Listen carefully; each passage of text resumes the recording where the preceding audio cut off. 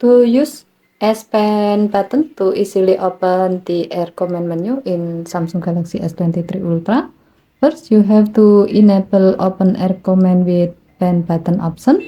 To do so, swipe down the top of the screen and then tap setting icon.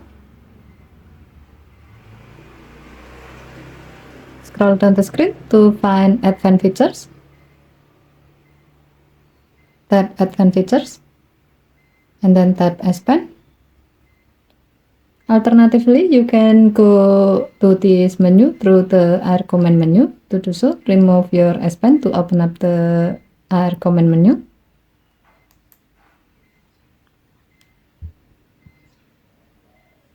And then tap the setting icon. Next, tap Air command.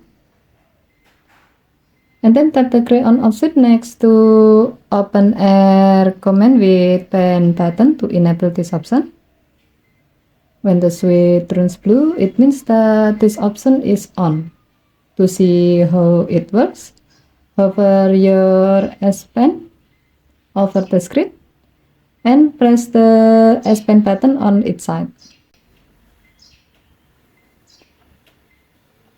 You can see that now the Air command menu is open.